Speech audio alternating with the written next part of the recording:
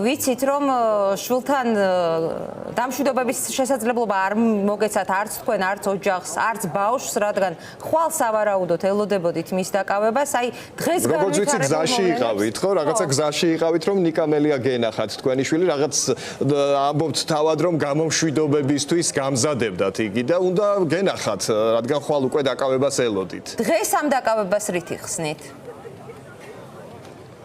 დღეს მოვდიოდით ნიკასთან სახლში და რომ გამოვდიოდით უცბად ტელევიზორში ეკამიშვილზე გამოაცხადა რომ ნიკამელია დაიჭირა და ეს იყო ჩემთვის წარმოუდგენელი, იმიტომ რომ კი ვიყავით ჩვენ მომზადებული, ნიკა მოგვამზადა და არ განვიცდით ისე როგორც პირველი დაჭერის, მეორე დაჭერის დროს იყო, მაგრამ აი ეს მოულოდნელი და ასეთი რაღაცა რაც გააკეთეს, ეს დაჭერა არ არის, ეს იყო გატაცება, ბანდიტური თავდასხმა იყო საქართველოს მოქალაქეზე, პოლიტიკოსზე, ისეთ ადგილას, სადაც არც ვიდეო თვალები არსებობდა, გადაკეთეს მოძრაობა, რომ ხალხს არ გადაეღო ეს მანქანებიდან ჩამოხსნეს ვიდეო თვალები და ჩიპები წაართვეს ცხოველებს. რა არის ეს, რა ქვეყანაში ცხოვრობს? რა საჭიროება იყო აი ასეთი ფორმით დაკავება, როდესაც ხვალ დანიშნული იყო სასამართლო და მაღალი ალბათობით პატიმრობა ისედაც იყო მოსალოდნელი? აი ეს არის გასაკვირი, ნიკა სიტყვის პატრონია და ამბობდა რომ მე არ მივალ სასამართლო პროცესზე, იმიტომ რომ რაც ზურას დაჭერის დროს ხალხს მოუწყვეს იქ და შეურაცხყოფა მიაყენეს, ამას მე ვერ ვაკადრებ ჩემ ხალხსო. დაველოდებიო და წამიყვანონო, ხომ არ იმალებოდა საზღვარგარეთ ხომ არ მიდიოდა არაფერი, რაც სულ წასულები არიან, როგორ არ აქვს პროფესიონალური მიდგომა საქმისადმი. ახალი მინისტრი დაინიშნა და რა გააკეთა, უფრო უარესი ვიდრე აკეთებდა გომელაური. სანამდე უნდა გაგრძელდეს ეს, არ ცხენია თამარ.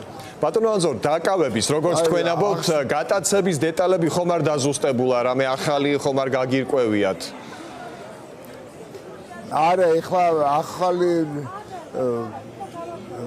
ნიკას ეხლა MVD ხომ გამოაცხადა შინაგან საქმეთა სამინისტრომ რომ არ გვემორჩილებოდა, ნიკა მიდიოდა გადაცემაზე, მანქანაში იჯდა და რატომ გააჩერეს, რატომ ობიექტი აქ არისო გადაცა პოლიციელმა და უცბად მოვარდა 100-მდე ადამიანი და დაიჭირეს. რა არის? ეხლა შესულები არიან ადვოკატები და გამოიტანებენ ალბათ, არ ვიცი და ხო, სამართალდამცავი ორგანოს თანამშრომლების სიტყვიერ შეურაცხყოფას ედავება შინაგან საქმეთა სამინისტრო. არ გჯერათ ხომ ამ ვერსიის? არ მჯერა, არა, იმიტომ რომ მანქანაში იჯდა. ხომ მართალია, ქუჩაში ხომ არ მიდიოდა, არაფერი, რას აჩერებდნენ და რა ჩხრეკდნენ მანქანას. თვითონ გამოიწვიეს, თუ შეაგინა ნიკა, შეერგო დედის რძესავით, მაგათ ის შეგინება, ღირსნი არიან. ბატონო ანზორ, თქვენც არ დაგაკავოთ, ახლა სამმართველოსთან ახლოს ხართ. მადლობადი. ბატონო ანზორ, აი თქვენ ახსენეთ რომ ნიკამ შეგვამზადა ოჯახიო, ხო შეგვამზადა თქვენც, ალბათ ბავშვიც. როგორ ხდება ეს შემზადება? აი არ ვიცი, მე ძალიან რთულად წარმომიდგენია, შეიძლება ძალიან პირად კითხვას გისვამთ, მაგრამ აი ეს შემზადება შესაძლებელია მშობლის მხრიდან, ან ბავშვის მხრიდან, ნიკას მცირეწლოვანი ბავშვი ყავს? თუ შვილის გიყვარს, თუ შვილის გჯერა და შვილი რომ გეტყვის, რომ მე ასე უნდა მოვიქცე და თქვენ არ ინერვიულოთ, მე შვილს უნდა დაუჯერო აუცილებლად. და ვიცი რომ ნიკა კარგ საქმეს ემსახურება, სამშობლოს ემსახურება და ბანდიტი არა და ქურდი არ არის. ამიტომ შემზადება იმას ქვია, რომ ჩვენ არ ნერვიულობდით მე და ჩემი მეუღლე ერთმანეთს ვამხნევებდით აბსოლუტურად და ჩემი ტელეფონის ზარებიც არ ჩერდება ხალხი მხარდაჭერას მიცხადებს ყველაფერი რა ვიცი და მე ერთადერთი ჩემ თავზე და მეუღლეზე არ გამიცდი როგორ ბაბზე სანდროზე მე-11 წელშია ბიჭი და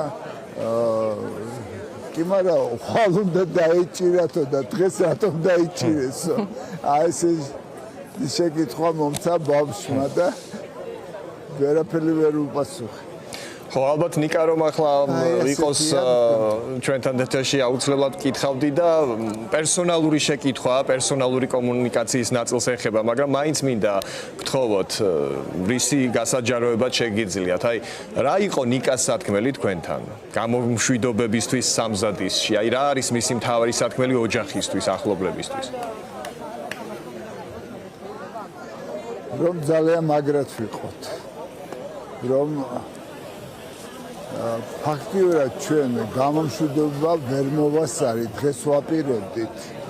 დღეს ვაპირებდით შულთან ჩახუტებას, გამაგრებას, ყველაფერი და ორი კვირი წინათ ვნახე და ვქონდა საუბარი, პოლიტიკაზე ვქონდა საუბარი და უთხარი რომ ჩვენ მაგრად ვიქნებით, რაც არ უნდა მოხდეს, შენ არ ინერვიულო, ჩვენ მაგრად ვიქნებით, დედ-მამა თქო უთხარი. და ოჯახს მიგიხედავ და ასეც გავაკეთებ. არ დავდიოდი აქციებზე. ხერხემალი მაწუხებს მეტყვი და აწინახოს მთავრობამ როგორ გამოვალ ყველა აქციაზე რუსთაველზე. ნიკას მაგივრად ვიბლე აუცილებლად. ესე იგი შევხვდებით რუსთაველზე. კი აუცილებლად. თქვენ მცირეხნით პოლიტიკური გამოცდილებაც გაქვთ ბატონო ანზორ. ხომ არ აპირებთ გააქტიურებას ამ კუთხით ვიდრე ნიკა ციხეში იქნება? პოლიტიკურად ეხლა იცით რა არის? ასაკს აქვს ძალიან დიდი მნიშვნელობა. 78 წლის სრულდები და ეხლა პოლიტიკაც და ავადმყოფების დღეში რომ 10-15 ავადმყოფს გავსინჯავ, მე პოლიტიკისთვის დრო არ ხრჩება.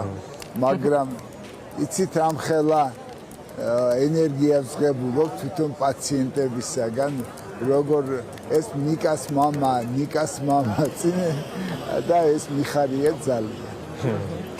განწყობებს მოკლედ იგებთ მეტნაკლებად. რა იქნება თქვენი სათქმელი პოლიტიკოსებისთვის? პოლიტიკურ დიაგნოზსაც მოგთხოვთ, ასე ვთქვათ. თქვენი ასე ვთქვათ ყოფილი თანაგუნდელი თინა ბოკუჩავა სულ ახლახან ჩვენ ეთერში ამბობდა, რომ ერთიანობაა საჭირო და ის პარტიები, რომლებიც ახლა რაღაცნაირად ისევ მაინც ორჭოფობენ, ცალკე დგომას არჩევენ, უნდა მივიდნენ დასკვნამდე, რომ ერთიანობის გარეშე არაფერი არ გამოვა. რა სეტყვით ყველას პოლიტიკურ სპექტრში, ყველა იმ პარტიას, ვინც ახლა ქართული ოცნების წინააღმდეგ იბრძვის, მაგრამ განსხვავებული სტრატეგიითა და ტაქტიკით. ძალა ერთობაშია და უნდა გამონახონ საერთო ენა და შეეწინააღმდეგონ აი ამ კონცეფტს რა. არ შეიძლება ერთი ამბობდეს, რომ მივიღებთ მონაწილეობას არჩევნებში, მეორე არა, არ შეიძლება არჩევნებში მონაწილეობის მიღება.